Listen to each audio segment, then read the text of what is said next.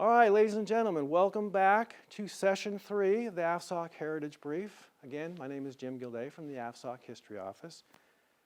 During this session, we're going to look at Operation Eagle Claw, followed by Operation Urgent Fury, the invasion of Grenada.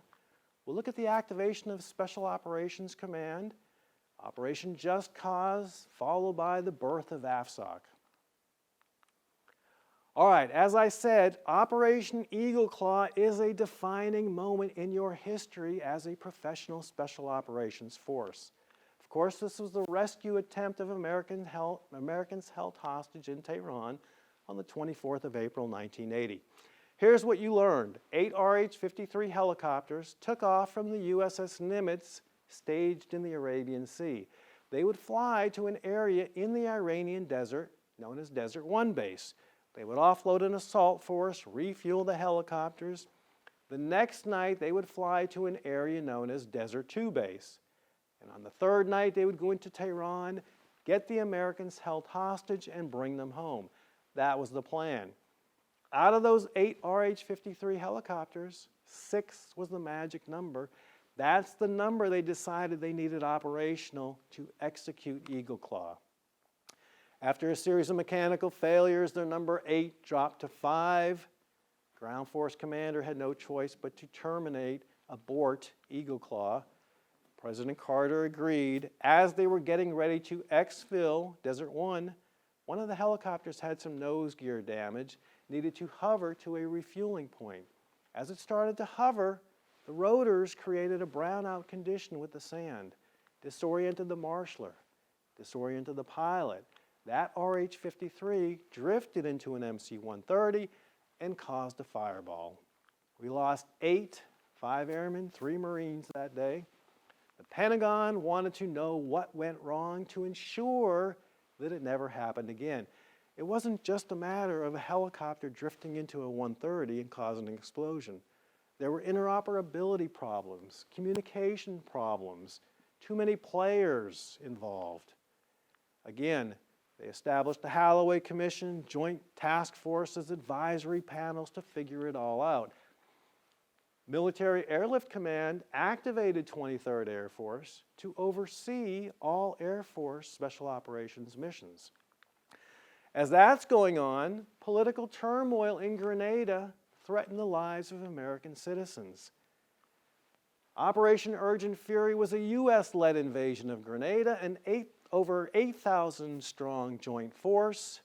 Marines infill from the north, air commandos, Army Rangers penetrated from the south. Combat controllers on the ground coordinated precise surgical strikes using the AC-130 gunships.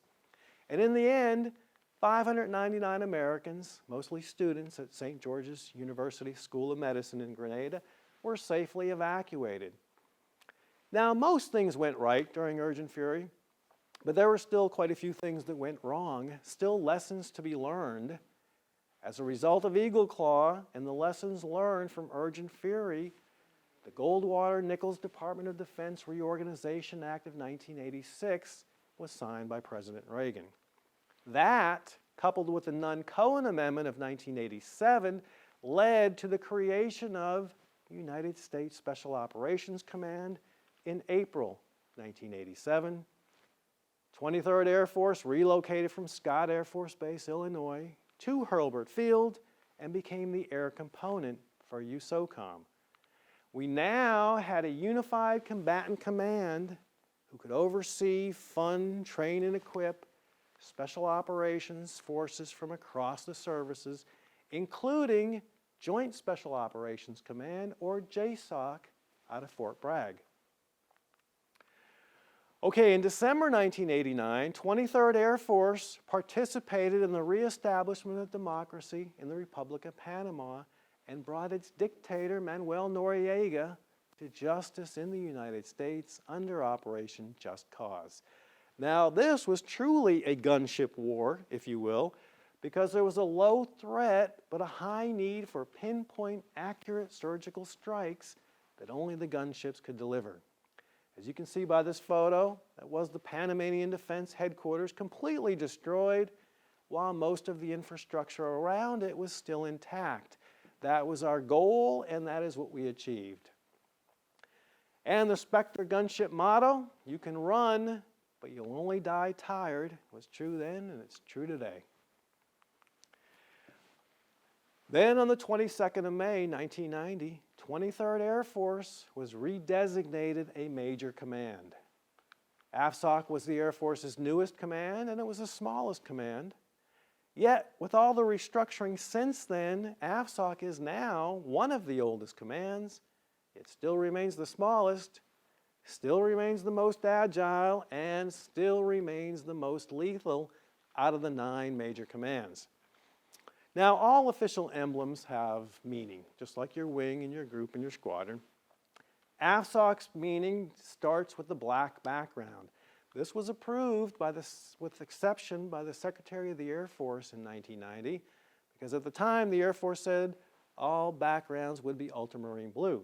We got an exception for the black background, signifies clandestine operations conducted during periods of darkness. The FS commando knife in the center, or the Fairbairn-Sykes commando knife, was carried by General Wingate in his Chindit Special Forces during Operation Thursday. That is a tribute to them. The stylized outstretched wings signifies AFSOC's swift and silent mobilization of forces, and the round disc with a star is a tribute to General Arnold and the birth of the Air Commandos. As I said, AFSOC is the major league out of the 9 major commands. Suffice it to say, if there is a major U.S. operation involving SOF with presidential visibility, you can bet AFSOC's fingerprints are somewhere on that CONOP, if not directly involved in the op.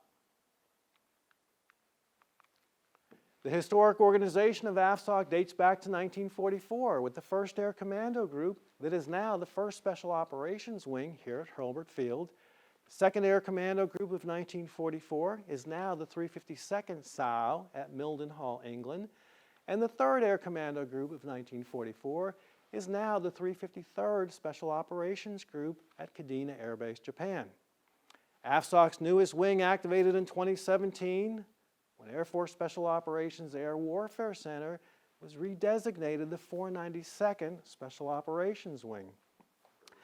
Now, up until this point, we've been talking about the 1st Air Commando Group in the Pacific, but really, as I said before, the forerunner to the 492nd SAO, the 492nd Bombardment Group, was already executing Operation Carpetbagger.